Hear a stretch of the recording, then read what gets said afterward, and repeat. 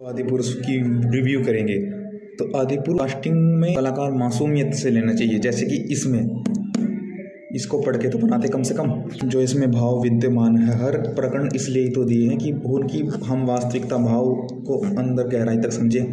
ना तो उसमें कुछ ऐसे प्रकरण दिखाए कैसे वहाँ मंत्रियों का हाल हुआ, दशरथ का। मर्यादा में रह कर के फिल्म बनती है। मैं पहले उनको यह था कि वनवास भेजा तो उनको और दुख ना हो, इसलिए उन्होंने ऐसे प्रयास किए, वहाँ पर तप आदि किया, जिससे कि यज्ञ आदि किया, राक्षसों को निर्वित किया, जैसे कि जिनसे कि उन्हें और दुख ना हो कि हमें इस वन में और दुख न सहना करना पड़े, इसलिए मुझे राक्षसों का वध करना आवश्यक है। तो उन्होंने यह भावना थी उनमें। तो माता सीता भी तप कर रही थी, तप करने गई थी।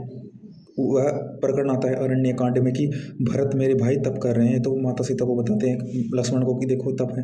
तो श्री राम भी तप ही करते रहते हैं, और जब शूर्पणखा आई थी तब भी श्री राम तप ही कर रहे थे। माता सीता में तप की भावना इतनी प्रबल हो गई थी कि वे तप की श्रेष्ठ भाव प्रीति उत्पन्न होती है। वह भाव की मृग की चर्म भी हम उपासना आदि में बैठने के लिए उपयोग करेंगे।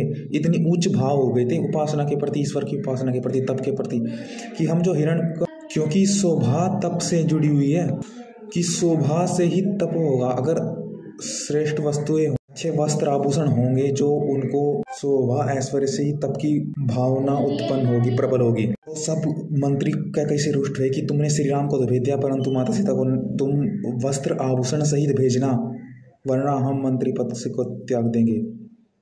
और माता अनुसुईया ने भी उनको अश्रेष्ठ वस्त्र दिए थे ढक के, और जो सदा पवित्र रहे। उसमें ऐसे नहीं जो दिखाते हैं कि यहाँ से खुले इत्यादि नहीं थे, इसमें पवित्र वस्त्र थे, मलिन नहीं थे। उनका रंग वस्त्रों का उचित श्रेष्ठ था, जिससे कि श्रेष्ठ भाव उत्पन्न हो। पर आजकल दिखा रहे हैं आदिपुरुष में कि रोमांस करने गए थे। रोमांस नहीं, वहाँ पर वह तप करने गए थे जिनमें उनमें अपांतरिक आत्मिक भाव उत्पन्न हुए, प्रीति बढ़ी, तभी अपनी भावना को समझे, तभी तो राक्षस से लड़ पाए में। वरना कौन व्यक्ति सिंपल जीवन जी करके इतने बड़े राजा को हरा दे। वह तप का जीवन जिए थे, तभी तो इतने बड़े राक्षस को उन्होंने हराया। उन्हें तप में ही श्रेष्ठ भाव उत्पन्न हुए उनके, तभी उनके लिए श्रेष्ठ बन गया था, तभी उनके लिए उत्तम बन गया था। और तप ही करना चाहते, तप की वस्तुओं को एक संग्रह करना चाहते, तप की भावनाओं से उत्तम रहना चाहते थे, तप को अनुभव करना चाहते थे। भरत के तप को सीख रहे थे, अनुभव करते जा रहे थे, उससे ही व्यक्तियों की उत्तरदायित्व समझे थे, उसी से राज्य कर्तव्य को और दृढ़ किया उन्होंने, जिससे कि उत्तम राजा राम राज्य में सब व्यवस्था सुशासन हुआ।